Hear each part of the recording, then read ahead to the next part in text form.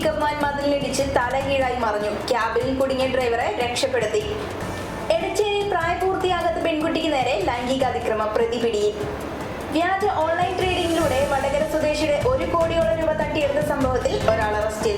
വാർത്തകൾ വിശദമായി. Nadapuram ചേരക്കാട് pickup van മതിലിടിച്ച് തലകീഴായി മറിഞ്ഞു. ക്യാബിൽ കുടുങ്ങിയ ഡ്രൈവറെ രക്ഷപ്പെടുത്തി. ആളാദായം ഒഴിവായി.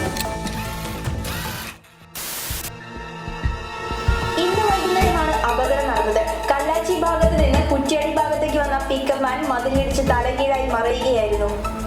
വിവരമറിഞ്ഞതിനെ തുടർന്ന് Nadapuram fire and rescue station officer Varun എസിന്റെ നേതൃത്വത്തിൽ അഗ്നിരക്ഷാസേനയും നാട്ടുകാരും ചേർന്ന് ഉള്ളിലകപ്പെട്ടയാളെ പുറത്തെടുത്തു.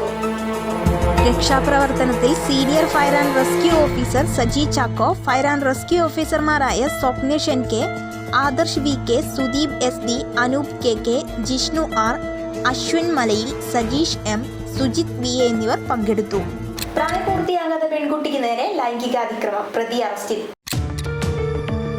കഴിഞ്ഞ ദിവസം സ്കൂളിലേക്ക് പോകുന്നതിനിടെ പ്രതി വിദ്യാർത്ഥിനിക്ക് നേരെ ലൈംഗികാതിക്രമം നടത്തിയെന്നാണ് പരാതി.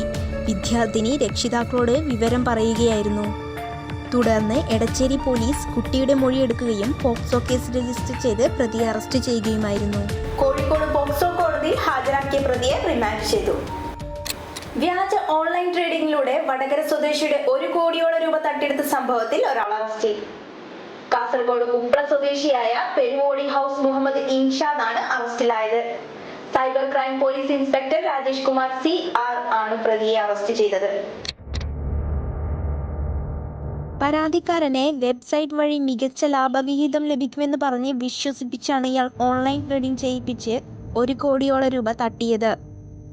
Koyilandy judicial first class magistrate മുമ്പാകെ ഹാജരാക്കിയ പ്രതിയെ 14 ദിവസത്തേക്ക് റിമാൻഡ് ചെയ്തു. അന്വേഷണ സംഘത്തിൽ SI Abdul Jaleel KS, CPO Viju KM, CPOമാരായ Abdul Samad, Sarathchandran, Sreenesh എന്നിവർ പങ്കെടുത്തു.